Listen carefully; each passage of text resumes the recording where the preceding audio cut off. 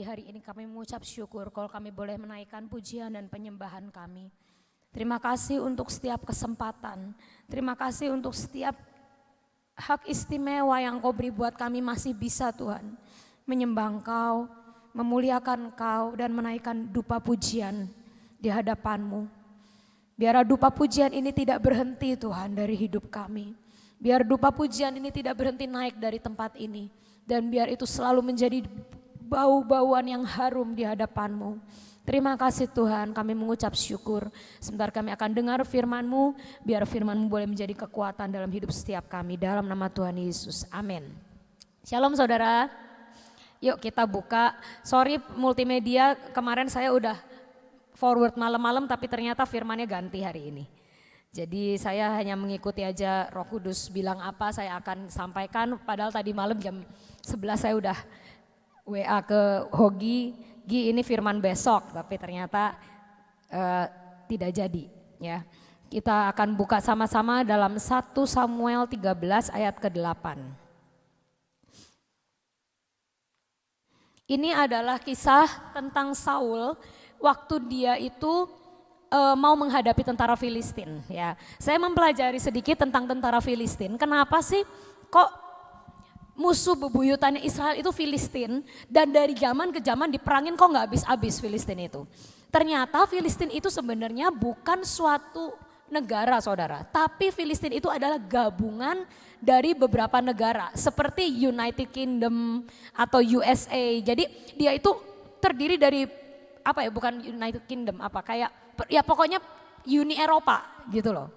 Jadi Filistin itu sebenarnya ternyata bukan satu negara saja. Tapi Filistin itu adalah kesatuan beberapa negara. Karena itu mereka sangat kuat. Karena apa? Rajanya nggak cuma satu. Misalnya yang peperangan kali ini yang mimpin si Raja A gitu ya. Nanti peperangan yang kedua Raja A kalah, Raja B sama C maju gitu. Jadi makanya Filistin itu musuh Israel karena dia tuh gabungan dari berbagai negara dan terdiri dari berbagai raja. Ya, karena itu dari zaman Saul sampai zaman Daud sampai zaman seterusnya itu masih aja perangnya sama Filistin ya. Nah, sekarang kita baca ayat yang ke-8. Jadi background story-nya adalah si Saul ini sedang menghadapi Filistin dan tentu saja Filistin itu musuh bebuyutannya dan sangat menakutkan, jumlahnya sangat banyak. Tapi ada pesan Tuhan lewat Samuel, kamu jangan mulai peperangan tanpa aku. Ya.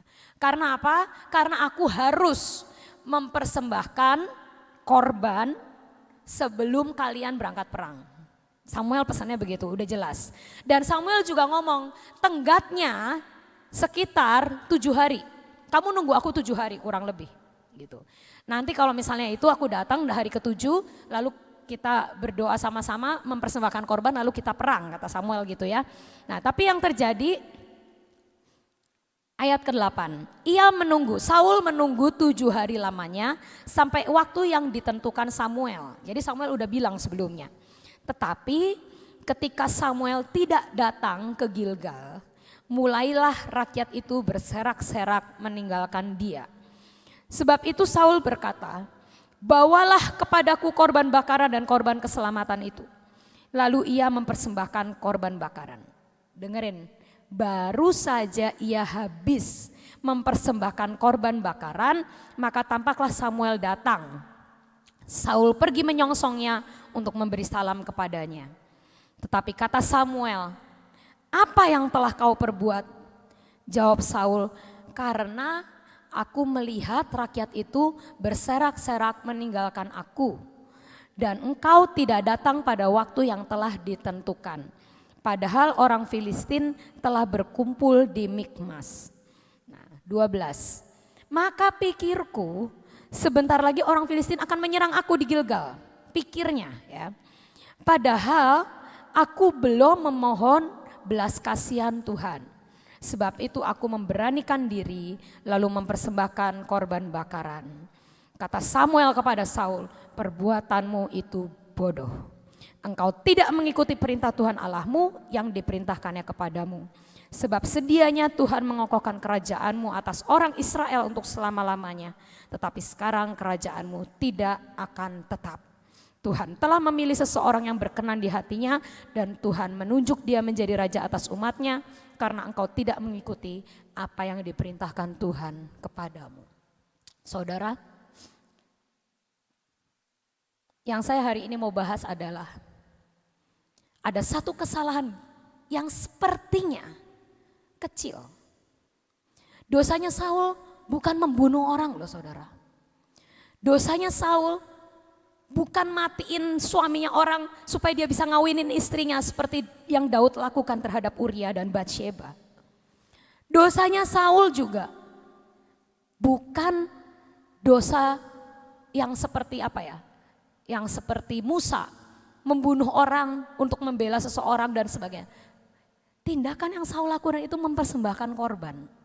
Saya waktu itu pernah bertanya-tanya, masa sih raja gak boleh mempersembahkan korban? Saya gak percaya.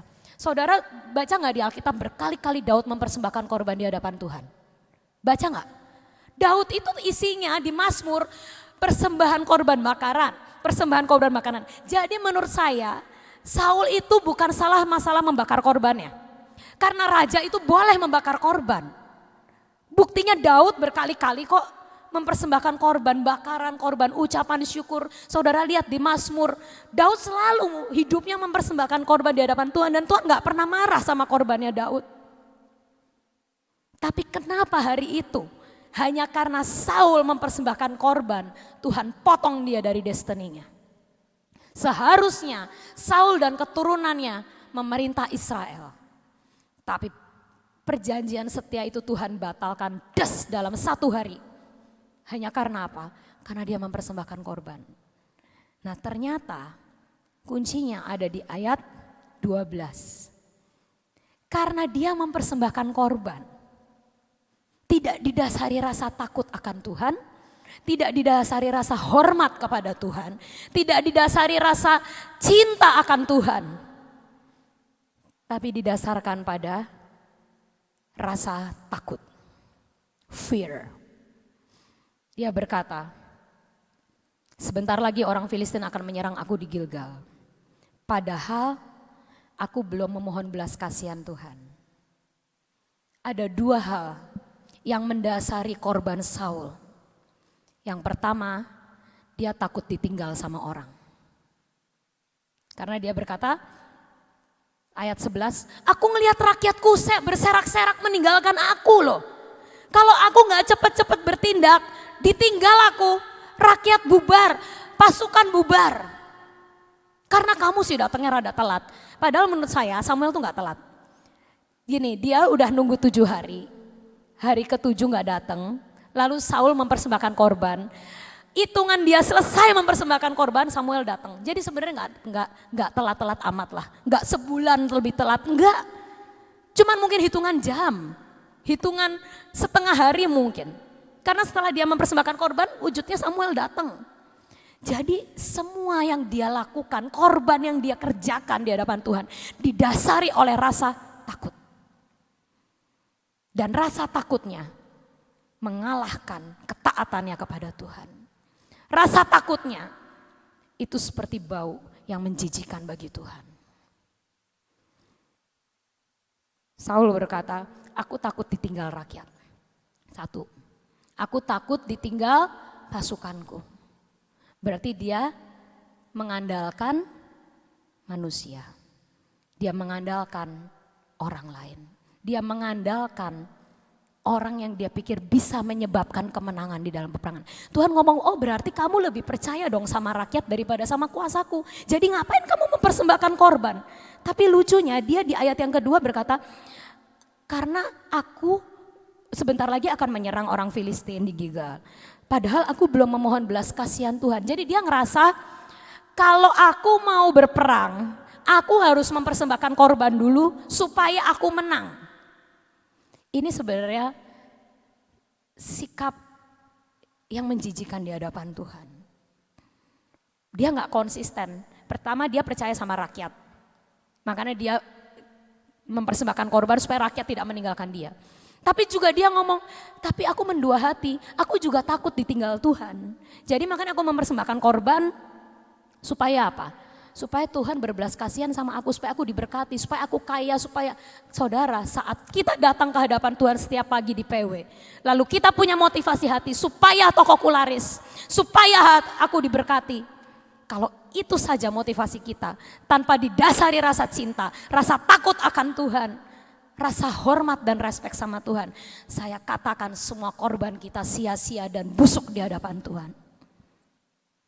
Hari ini saya ngomong tegas. Karena ini dosa Saul.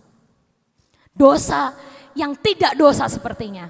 Tapi kata Tuhan itu memotong destiny.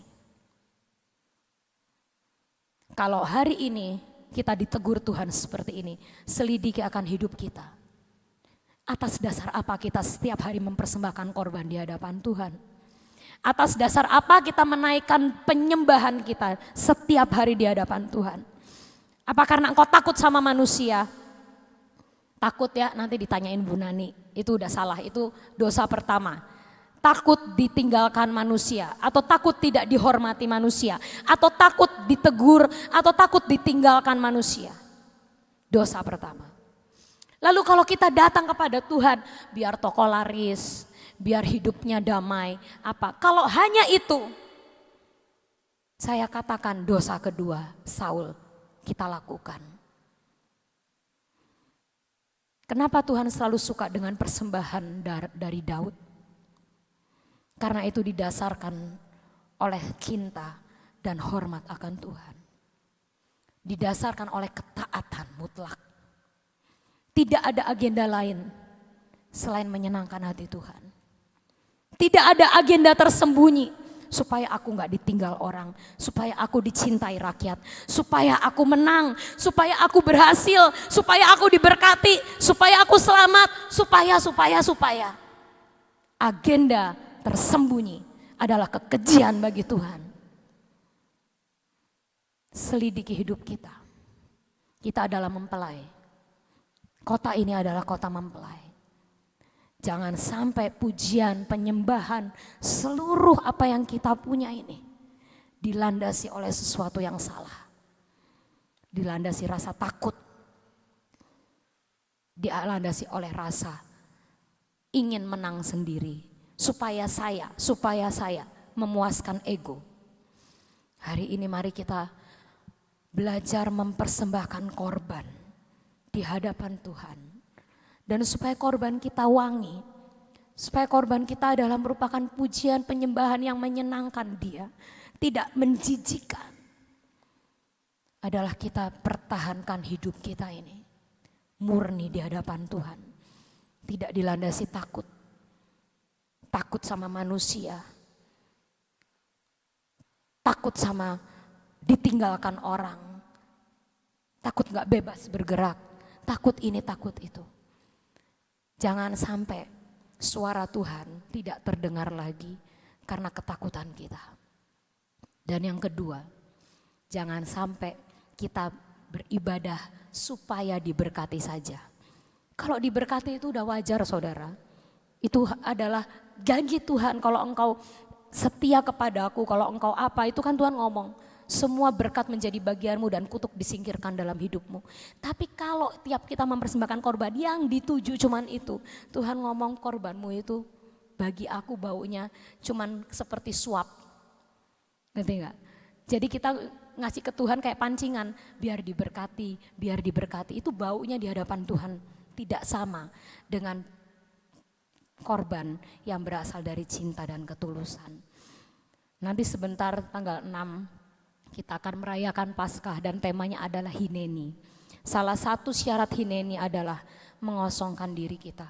Dan mengosongkan diri kita itu adalah kita gak punya agenda tersembunyi lagi. Tapi yang kita lakukan adalah taat, dengar suara Tuhan, tahu maunya Tuhan. Kita lakukan dalam ketaatan dan ketepatan. Jangan takut dan jangan hanya sekedar memikirkan aku. Tapi kita kasih yang terbaik sama Tuhan. Ketaatan, kesetiaan, hormat, dan cinta. Amin.